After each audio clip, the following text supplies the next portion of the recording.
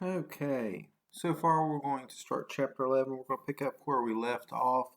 We had talked about, the Rutherford's atom, the Bohr model, and a few other things. And we're going to try to get into something now called the hydrogen orbitals. Okay?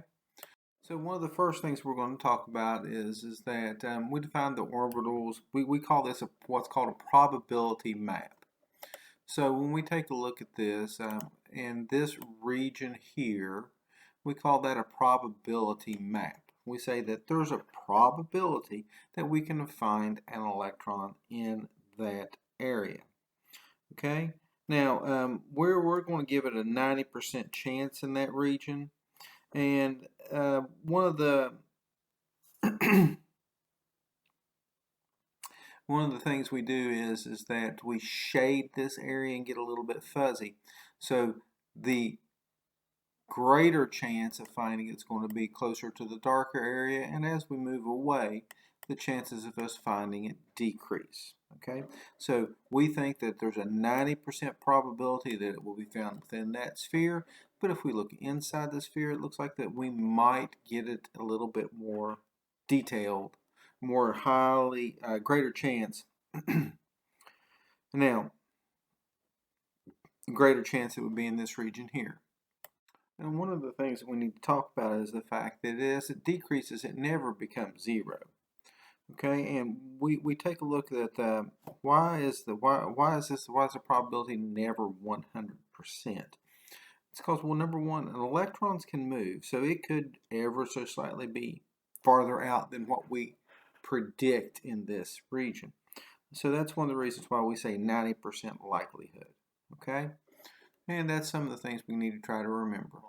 Now, when we talk about our principal energy levels, we're just going to quickly review here. And we're going to talk about the fact that we had first level, second level, third level, fourth level. Now, these are called our principal energy levels, okay? And we need to try to remember that the distance from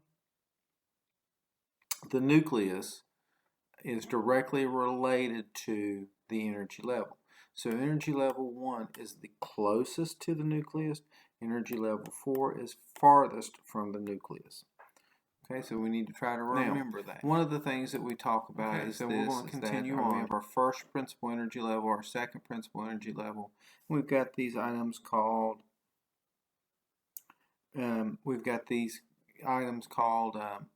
sublevels. Okay, so we'll notice that we have 1, 2, 3, and 4 sublevels. Now we're also going to relate this to some of the topics of our periodic table, like the S and the P. So we're going to talk about that a little bit, and so that's going to relate to a lot of it.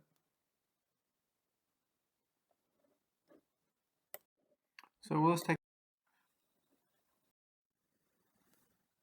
All right, now, so the number tells us our principal energy level, the letter tells us the shape, and we have an S is a circle, and the P is those lobes that are like attached to it.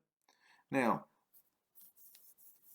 one of the things that we deal with is the fact that hydrogen orbitals, why does the hydrogen atom have so many different orbitals if it's only got one electron in it?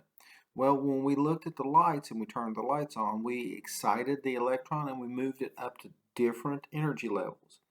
So every time we bump it up a principal energy level, it falls into a different location of a different type of orbital. Then that way, when it falls back down, it releases its different color of light. And that's one of the things that we were dealing with.